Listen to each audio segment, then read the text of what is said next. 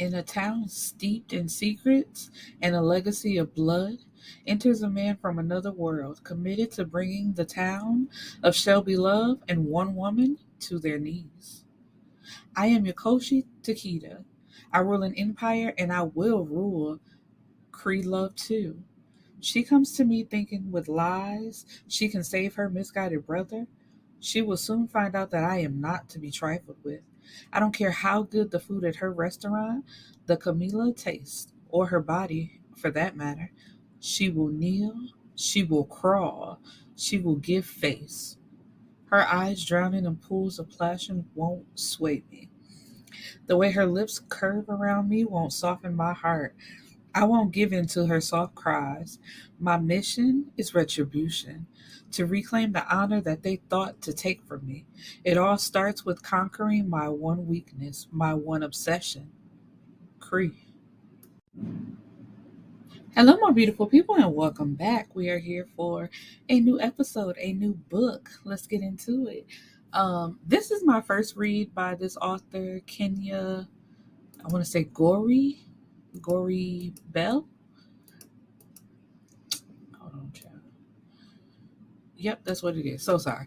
Um, the title of the book is Bad Guy, the Blood Legacy series. So this is the first book of the series, and I'm really excited for part two, but that's not coming until January 23rd, I believe.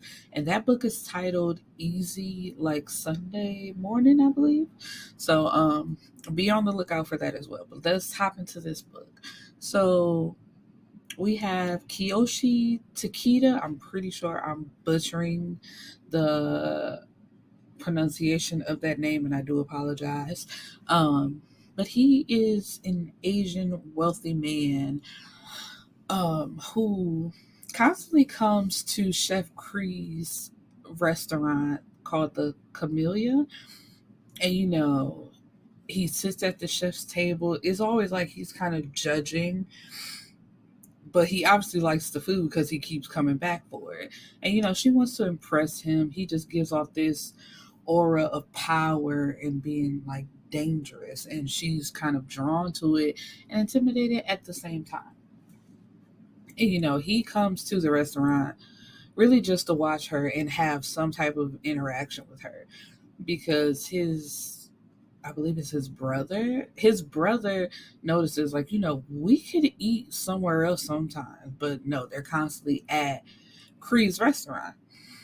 And he's like low key obsessed with her. So he runs this Fortune 500 company, and someone did hack into their system and caused them to lose a lot of money, like in that day. And, like, it was messing with people's lives. Come to find out that it was Kree's brother Thaddeus and his friends. Like, they have he has a little group of friends, and they work on the computer all the time. She thought that they were coming together to play a game, but low key they were actually working on something else. So of course, Kiyoshi, like, his team, they trace it back to Thaddeus and like all of them, and they're arrested. Now the sheriff of the town, he has it in for like Krie and her brother. Anyway, so he was all too happy to arrest them. Arrest Thaddeus and take him to jail. Like, it went so far as the FBI showed up, but the sheriff arrested him first and took him in. So Krie goes to Kiyoshi, begging and pleading, like, please don't send them to jail. They're good kids. They were just misguided. And Kiyoshi is like, girl, I don't give a fuck about none of that. Like, what is you talking about? I don't care nothing about what you're talking about. Like I said, they cost him a lot of money that day. Put people out of work for that day, like, because they were scrambling to undo what they did. So it's just like, why should I care about your brother and him being a quote unquote good kid? Like, what that got to do with me? So of course, she's her brother's keeper. So she's just begging and pleading, like, please do not do this to him. So he agrees not to if she agrees to do what he wants until he says so. And so, she's hesitant because even if they are attracted to each other, she's like, do I really just want to commit to this? Like, but she does. She sacrifices herself for her brother and the little bat. I don't mean to call him a bastard, but the little bastard don't even appreciate it. He tells her, you didn't have to do that. And they try to break into the system again. And Kiyoshi lets her know, like, we can see them. What is it called?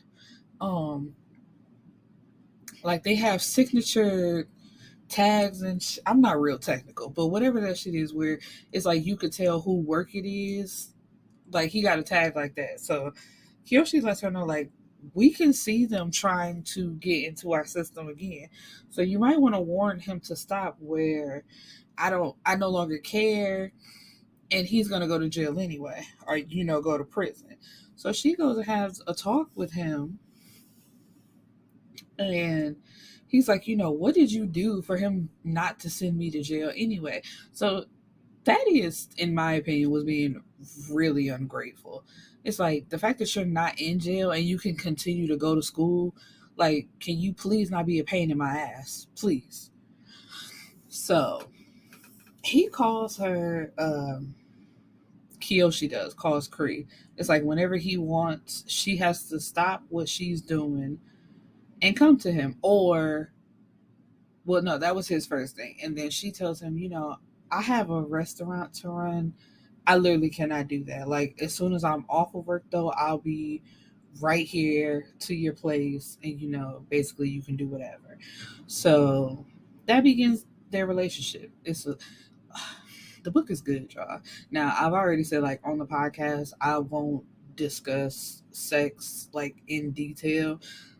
Because I feel like I wouldn't be doing it justice anyway. So there's a lot of, like, sex scenes in this book but they're really good, though. And I really do enjoy them. So, because I feel like I have to say that, because I don't want anybody to think I'm, like, a prude. So it's like, I love it.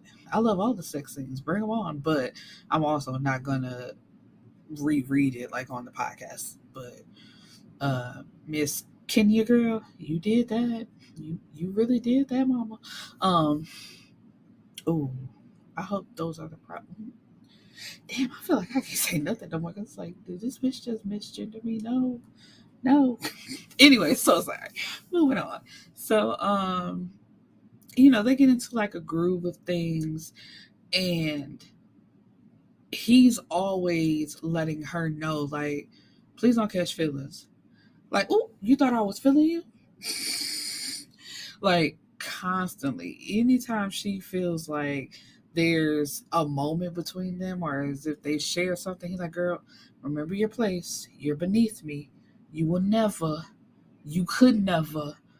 You're just a little plaything. And so she tries to remember it, but she can't, because the little moments of affection and how nice he is and how he is with her has her feeling like the what ifs, what could be. And it even gets to a point where I think he took her with him to his homeland, because he had been talking to his mama, because he got shit going on within his family where it's like it's time to regain access to our shit and what we got going on. So he takes her with him because he couldn't stand to be away from her that long. And also, she found his little secret room in his house where there were pictures up on the wall with, like, red X's on them. And so she sees her picture. And so she's concerned that he's gonna kill her. And he was pissed because he's thinking, like, she's on some undercover shit. Because how did you even get access to this room? Like, how do you even know to come? Like, how did you get here?